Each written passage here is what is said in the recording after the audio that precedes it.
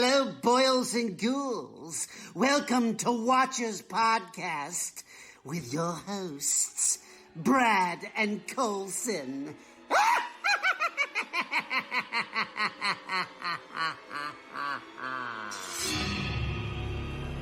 We all go a little mad sometimes. Hi, I'm Chucky. Wanna play? Why are you doing this to us? Gives you a home.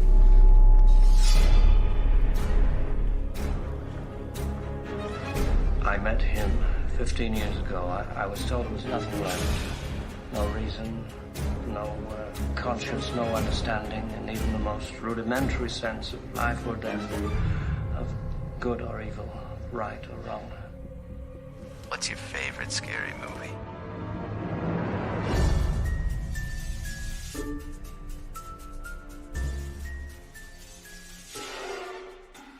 Hey everybody, welcome to the show. My name is Brad, here with Colson Oliver. Hello.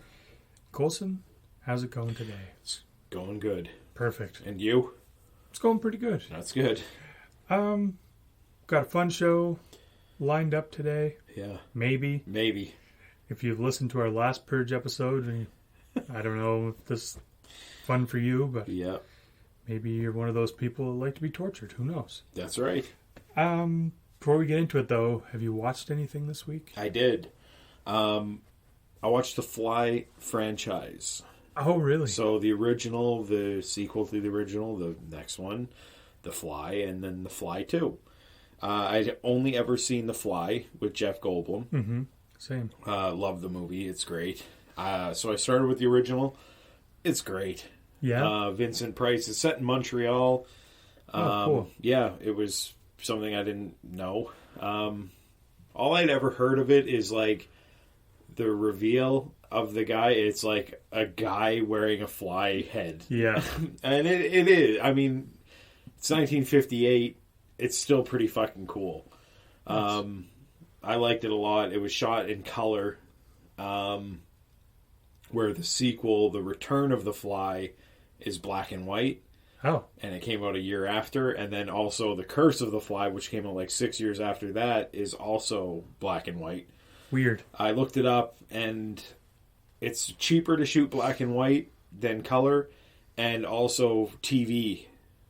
Back then, they could put it on TV easier, black and white. Oh, okay. Because that's the way it was, so... That's why Kevin Smith filmed Clerks in black and white, too. It was cheaper. Yeah, so just a fun fact, yeah. I guess. But yeah, the movies are great. Even The Fly 2, I had heard shit, like a lot of bad shit on. I liked it. Yeah. The kills in it were really... That's what really saved it for me. I found it not boring, but like... this isn't... compared to The Fly with Jeff Goldblum... Mm-hmm. It's a significant drop, and Okay. I was starting to feel more. And then the end, there's some kills in there, and I'm like, "This is fucking legit kills. These are badass, really cool." Who made that one? Was it Cronenberg too? No, he wasn't available. I'm not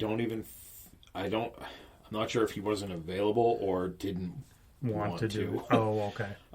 Nobody from the only person who is in it is Gina Davis's editor guy, okay. Stetson, or I can't remember his name in the movie. I know who you mean. But he gets his fucking hand puked on, and he loses his hand and then his leg. So he's the only returning character. Gina Davis is recast, and then obviously Goldblum's not in it. So is the character already a fly when this starts, or does it's his son? So. The movie starts with her giving birth, and it's a boy.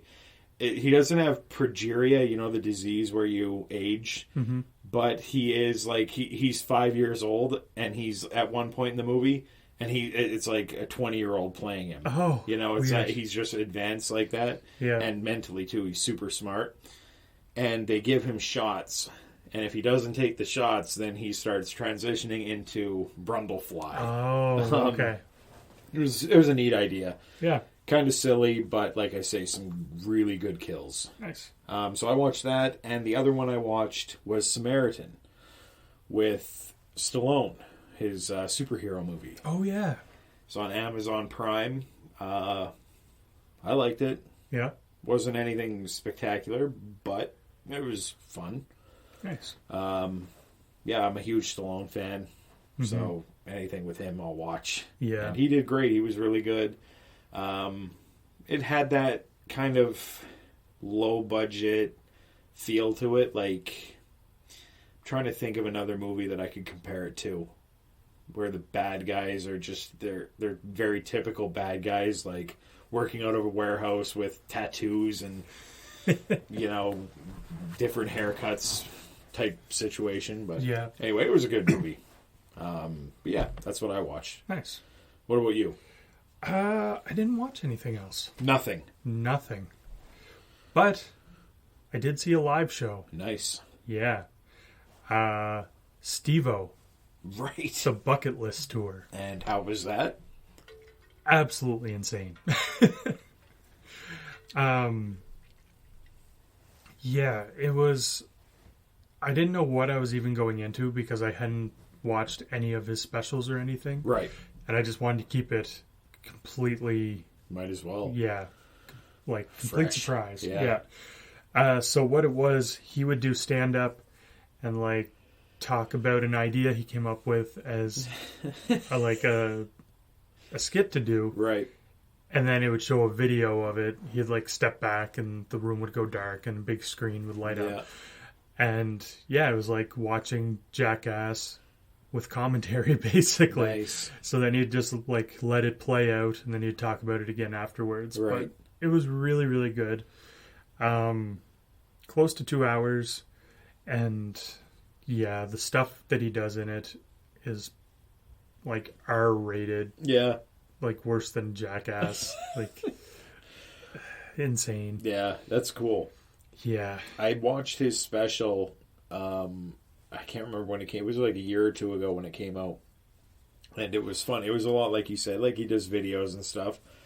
Different because that it goes to a video that you're at. Like, it would be cool to see it the way that you saw it. Like, he's there, kind of steps off stage a little bit, and different, for sure.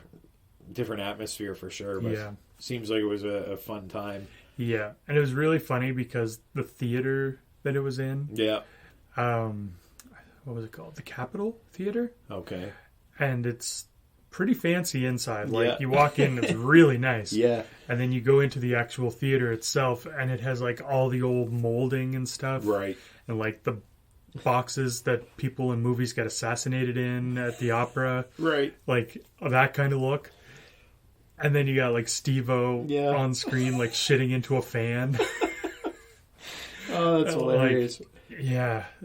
My only complaint is they show a full vasectomy. Oh, wow. Yeah. Oh. That he got done. And I was just like, ugh. Yeah. I was like, I had bad experience with this. Yeah. This is... Jesus. Yeah. 2 people in the crowd passed out. Really? Yep. Wow. And he was like, wow, that's a record. Like, usually it's just one. That's funny. Yeah. Did he do any meet and greet or anything like that? There was. Do you have to pay for it? You had to pay.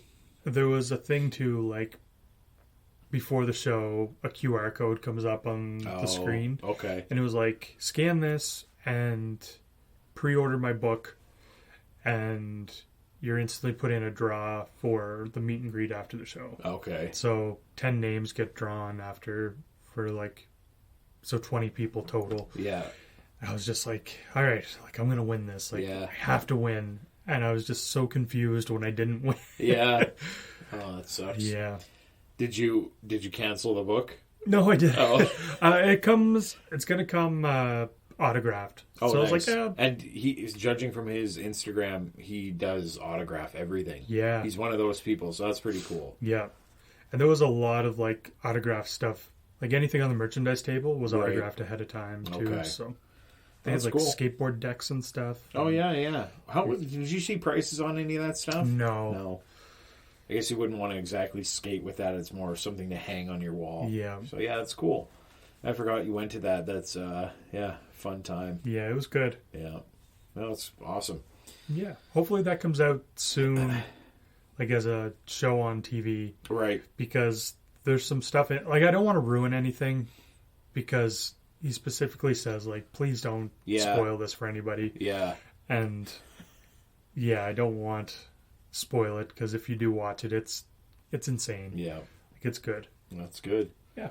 Sounds fun. So yeah, that was all I really had to talk about. That's cool. So we're going to go into the Forever Purge. Feels like we've been talking about the Purge forever already. Sure does.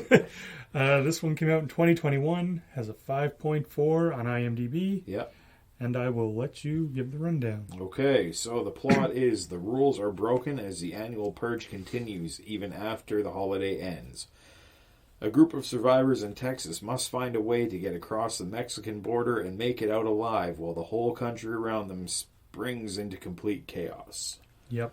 Runtime's about an hour 40-ish, a little bit less with credits and whatnot. Directed by Everardo Gout. Sure. Goot. Starring Ana de la Reguera. I don't know who that is. Tenoch Huerta. I don't know who that is. And Josh Lucas, who I do know from a movie. Yeah, so spoiler alert, if you haven't seen this one, we'll be spoiling it. Spoiler alert, it's the same as the other ones. Yeah. And we should mention, as with our last Purge movie that we talked about, it has been a while due to unavailability to record. Yep. For myself on this one, I watched this one like 4 months ago. Oh, wow.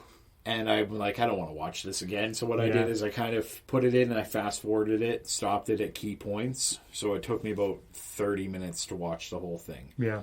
So yeah, I'll just... The movie starts with illegals from Mexico going through a tunnel and into the U.S. is where they're heading. They try for a jump scare right away with the kid who gets ahead of them and they can't find him, and then all of a sudden he's standing there.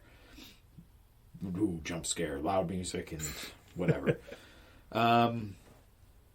The kid gives Adela, who is the main lady, a card with a rose on it and says, like, if there's any trouble or whatever, just follow the rose. I still, to this day, I have no idea what the fuck that... I don't know what that is. I don't know what that's about. You should have just gave her a compass. Yes, throughout the movie, there's roses painted on all these buildings that she's going past. It's like, what does this lead to, this tunnel or something? Yeah, maybe. I don't know. It's very weird. I was so excited when this movie first started. Right. I'm like, hey, a new location. New location. But then it just goes back to a city at night. It does. By the end of it. Yep. It starts off on the ranch. Now, the opening credits, they mention illegal immigration is on the rise. They talk about the purge. So I guess the idea is to kill all the illegal immigrants. Yep. Now, yeah, the main setting is this Texas ranch, the horse ranch. Josh Lucas lives there with his pregnant wife. His sister's there.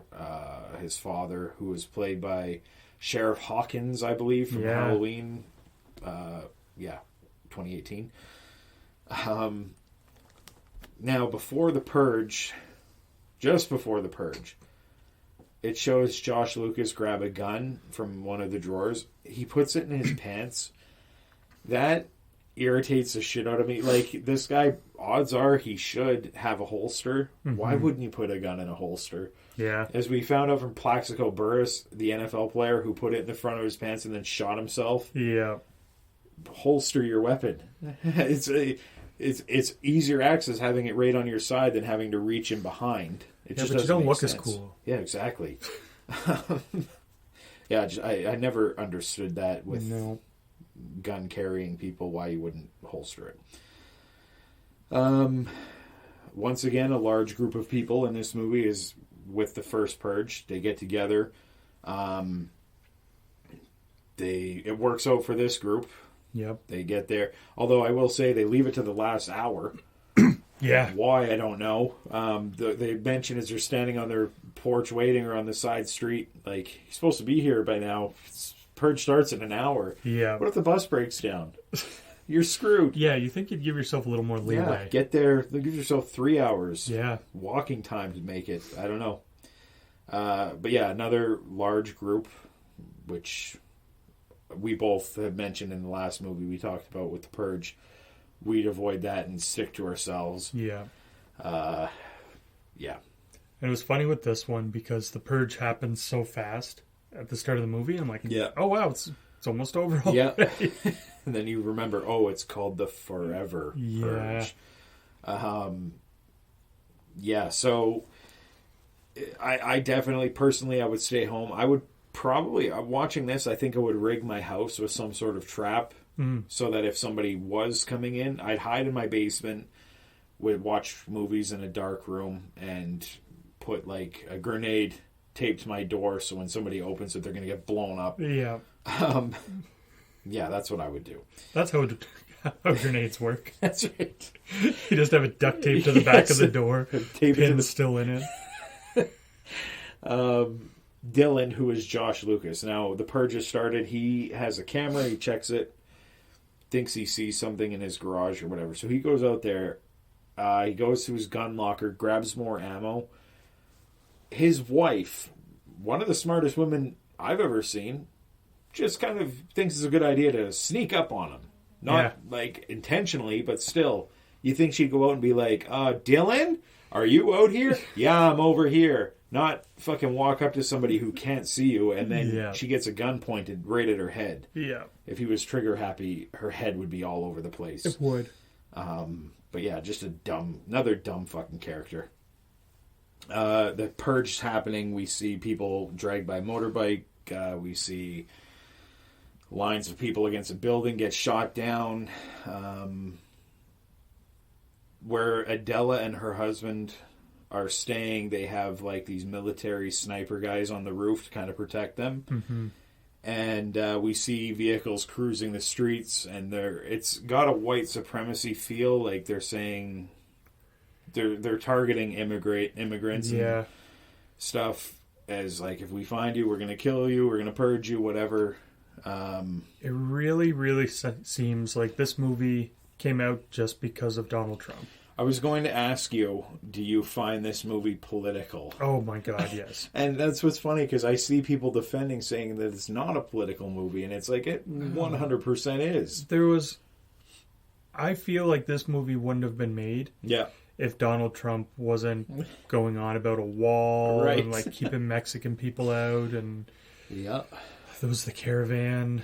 I don't know if that was around this time or not. Yeah. That was coming towards the U.S.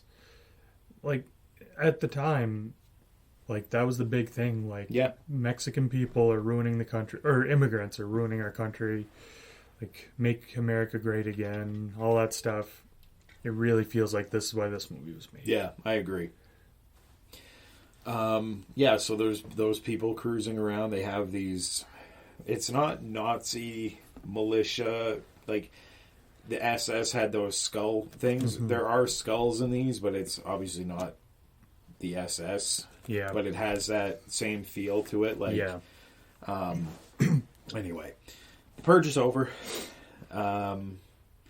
I've always wondered this with these Purge movies, when the alarm sounds and it's ending, if you're midway through fucking caving somebody's head in with a sledgehammer, do you just stop and be like, okay, good Purge, I'll see you next year? Or do you just... Kind of like the old Looney Tunes, Sam and Max, like the sheepdog, when you're like, morning, Sam, morning, Max. Like, as soon as the like lunch bell rings or whatever, they just stop what they're doing. Exactly. Yeah. So yeah, I've always wondered that, like... If nobody, you kind of look around like, oh shit, I'm alone, I'm going to fucking finish a job here. Yeah. Or are you a law-abiding citizen and you had your fun and now I'm going to... You're just like, oh, you scamp, I'll get you next year. Next year. Anyway, question I had, so. Now, Adela, she goes back to work. She works in like a factory or whatever. Yeah. She goes outside and she sees a goat in a cage. And we get kind of like a Saw trap. She's reaching in to free the goat and hits the lever, and this, like, the bar closes up on her throat and wrist and swings her up and over. Yeah. And then this fucking, like, No Country for Old Men cattle thing is, like, coming down at her head. And these guys with fucking rabbit masks, Donnie Darko, are fucking taunting her. Yeah. Just bizarre. She gets rescued. As this bolt is close to going through her head, the guy gets her out. And then they get arrested for purging. So this is, I guess we kind of get to see the day after briefly. Yeah. Which we've never seen before. Exactly. Even when she shows up to work. Yeah. She's like, where is everybody? Where is exactly? Which might even be a little bit of the COVID thing. Right. Because, like, I guess in I might be talking out my ass here, but what I've heard in the United States, it's like, well, we don't have people to work these jobs. Yeah. It's like, well, millions of people died because of COVID, or however many it was. So there's no one to work. Yeah. So maybe this was a little bit of that. I don't know. Could be. She gets rescued, and then they get arrested. As you said, the police are kind of cruising around, and they're in the back. There's also a guy back there with a swastika tattooed on his cheek, and another lady back there, and they're both fucking going crazy back there. Back at the ranch as the workers arrive for work, Juan and the other guy, can't remember his name, they're the horses are running free, and we also, I guess we should mention, we see Josh Lucas actually get circled by a bunch of guys wearing masks, and they take them off, and it turns out to be some of the people that they had hired. Yeah. Cuts back to them. They have the whole family tied up, and they're kind of giving them the speech. We get the speech of how the rich get richer off of the backs of the poor people, or whatever that speech is that you hear in different movies. Yeah. They end up shooting the father right in the head. Juan and the other guy are there, and they exchange gunfire, and they end up getting them free. They get in a semi-truck, and they start driving away. Yeah. As they're driving, we see purges still happening. Back in the police vehicle, skinheads in there. They get attacked in there. The vehicle flips over. Oddly enough, the guy who saved Adela, or whatever her name is, he saves her again, kills the guy, and just so happens that Juan opens the back of the police store, and it's like, hey, my wife's in here. How the hell did they... I don't know, because I don't remember 4 months ago, but I also may have fast-forwarded. Did they... She didn't have a cell phone. How the fuck did he know? Or was it just blind luck? Because he didn't look surprised to see her. Right. When he opened it, and she's like, oh, Juan. And he's like, hello. Come on. Let's go. Yeah. It's also...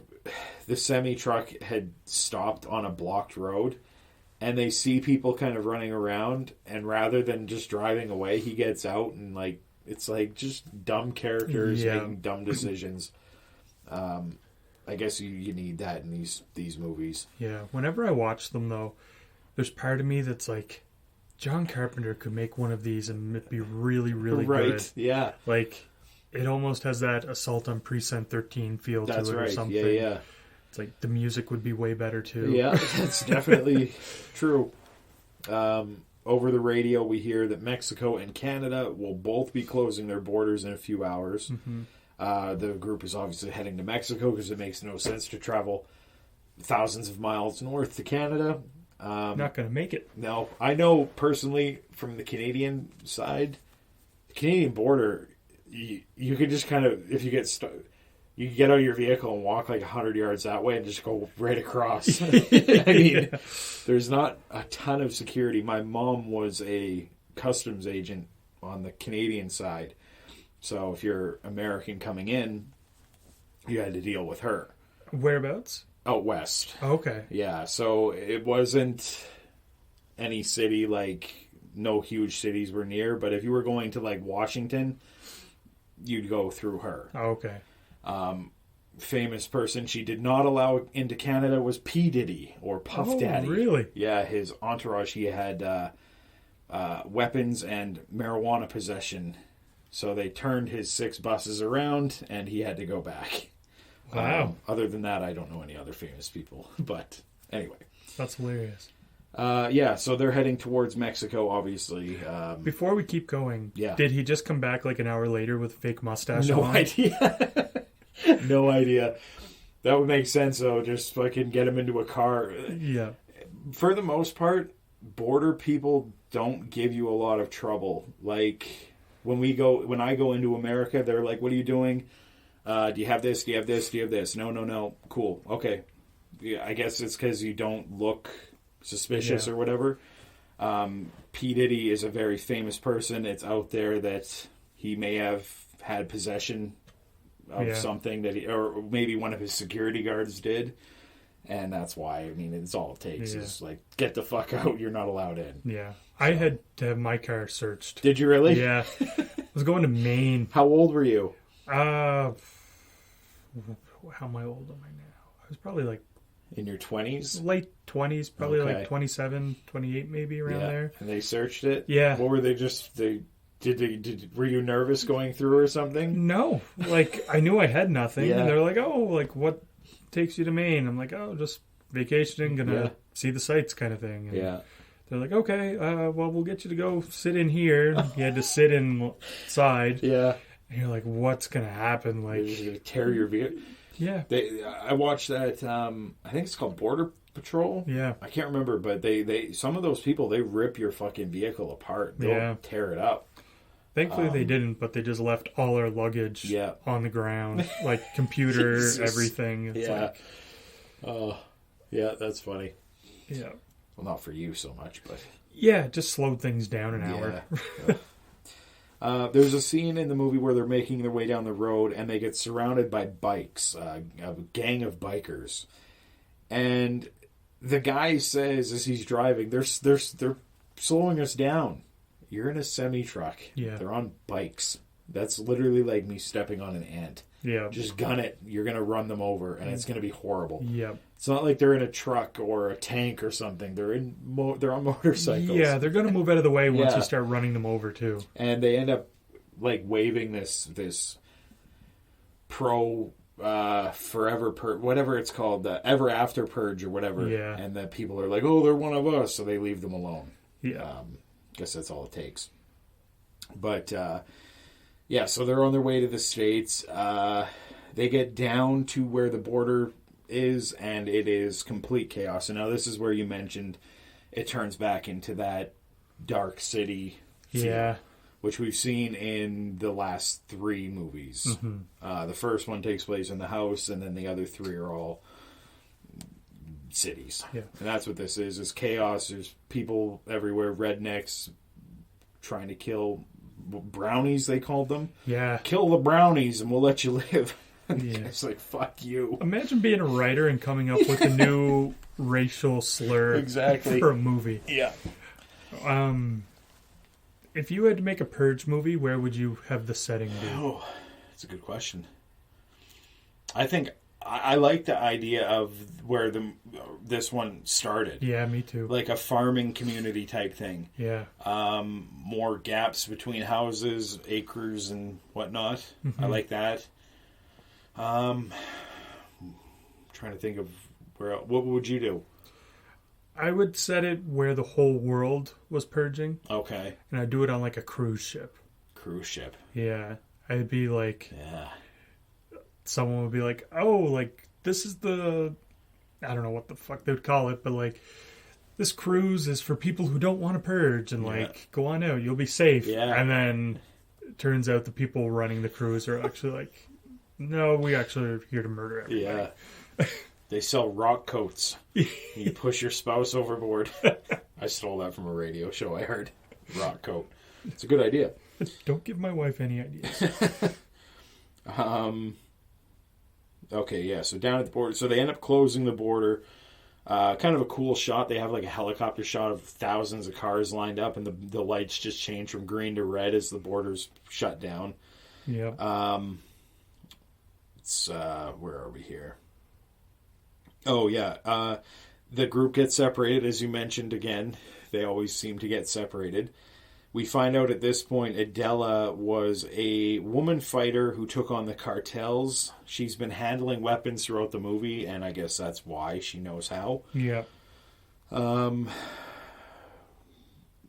Now, the group runs into some ever after Purge enthusiasts, and they say that's where they say kill the brownies and they'll let them live. And they kind of get in this altercation, and Mama, I think he calls her Mama. It's Mommy and Daddy, what they're calling each other. She ends up dying, and then he's fucking out for revenge. So he's our final villain, I guess. He's going to hunt them down. Yeah. The whole truck full of people who are heading to this border crossing. This group of redneck guys, Daddy or whatever the fuck his name is, they chase him down. There's this whole setup of, like, the women are going to go, like, the guy's pregnant wife, she's going, and all the guys are going to stay back, and Adela, they're going to fucking battle it out with these people, and it's not much, like, there's some action there or whatever, and then it dies down again, and then it picks up again. Yeah. Kind of strange. I don't know how they got away. They were behind, like, an RV or trailer thing. Yeah. And I honestly have no idea how they were able to get up the hill without being seen, but they did. Yeah. Yeah, the final battle in that, like, they try new kills, but they really don't give it. There's one scene where a dirt bike tire is spinning. Oh, yeah. And he's trying to force the head into it. Yeah. Like in Pet Sematary 2, if you've seen that. And, of course, we don't get it. It's, you get shot. Yeah. It's like, just show us something. We're sick of seeing people get shot and stabbed and blown up and everything else. I want to see more of the group being killed, too. Yeah. In these movies. Yeah. Like, for something being a purge where anyone can be murdered by anybody. Yep. The core characters, not many of them ever die. Not really. Like, it's true. I want a few more, like, surprise, like, oh shit, some random guy just stabbed them and ran away. Yeah. Now they're dead. You could do that completely random. You don't have to have this character building of, like you said, Daddy or whatever. Yeah. Okay, we get it. But maybe maybe they're hiding in the shed and there's somebody already in there or something that just, I agree. Give us something to mix it up a little bit. Mix it up. They end up making it across the border. I don't know how pregnant this woman was. Her bump was not very big. Yeah. She had the baby and it looked like a healthy, like 6-pound baby. It looked like a doll. Now, my next note is not as bad as American Sniper Fake Baby. If you guys have seen that movie, Chris Kyle's a real guy, but Bradley Cooper is holding a baby, and you just know Clint Eastwood he's like 90 years old. He's like, I'm not dealing with a fucking baby. Yeah. Get a doll from Toys R Us. They got this stupid mechanical doll that's like, ugh. This baby was just like that. Yeah. Just not quite as bad, but right there. Yeah. Funny that you noticed that too. I'm sure everybody noticed. It just looks so silly. Yep. End shot of the movie is from the U.S.-Mexico border. You can see the Mexican side is full of like tents and kind of like Red Cross setup type thing. Yeah. The American side is fires burning and chaos and everything, and they start panning up, and we're going up to space, and we see the whole U.S. is like fires from coast to coast, every which way. Kind of a cool ending, setting up like the military's even pulled out of these places, so this is just gonna carry on, I guess, until there's an ending to it. I don't know. And probably another little political dig there. Like, it's not us that's ruining the country. Right. It's yourselves. I wish I read more people saying that it's not political. Here's why. But I didn't. Yeah. I thought to myself, like, you're crazy if you don't think this is even a little bit political. I find it you find it political. Oh, yeah. Yeah, it's very weird. But, yeah, I have no body count. I have no kill count. I have no favorite or worst kill. No. It's a lot of the same. A lot of guns, a lot of knives. Even the saw contraption of her getting flipped with the bolt thing, we didn't even get to see that. It ends up being a rear naked choke and neck break or some bullshit. Yeah. Yeah, that's all I have. So. Yeah. It's spooky, I guess. Yeah. It's not even the same. By this point, it's not even horror. Yeah. It's like an action movie. Action movie with, I don't know, darker elements to it, I guess. Yeah. Underrating? Yeah. What do you give this one? I give it a 5.5. Okay. So I liked it more than the first Purge, meaning the Staten Island Purge, but still not a good rating. Yeah. What about you? 5.5 for me too. Same thing. The last one I gave a 5. This one I like a tiny bit more, but you're the same as me. Like you'll watch this again, maybe. Probably not. Probably not. I do have a piece of trivia. This movie's set in 2048, according to Wikipedia. Okay. The Purge election year, which is the third Purge movie, this is the fifth. So that one takes place in 2040, and there's a new president-elect, and it's after her 8 years. Okay. So making it 2048. Yeah, so that gives it a little bit of a timeline. If the first Purge movie, like the Ethan Hawke one, takes place in 2022, this is now 2048. Yeah. You know, you can see how long it took to tap out and say, I'm doing this forever. Yeah, I'm surprised it took that long. Yeah, exactly. That's all. That's all we got. Yeah. Not good movies in our opinion. No. They're not necessarily bad movies. They're just not fun. Yeah. I don't know. They're just boring. Yeah, boring. If you've watched them all, by the fifth one, you've seen everything they have to offer. Exactly. They could really benefit if they want to keep doing these from like a different, I don't know, different something. Completely different. Yeah. Just, even if they rebooted it and did something, called it The Purge and did something else, I'd be okay with it at this point. No, I agree. It's just, yeah. Yep. The Purge. Do one with the ghosts of everyone that got murdered in the Purge. There you go. Make it paranormal. There you go. And have a couple of... Don't bring the Warrens into it, for fuck's sakes. Oh, the Warrens. But bring in some paranormal investigators that are looking for people that have been murdered in the Purge. Yep. There you go. Yeah, rewritten it. Yep. Where's our money? All right, that'll do it for this episode. Let us know what you thought of this movie in the comments below. Don't forget to subscribe so you hear every episode every week. Yep. And we'll be back next week. Bye.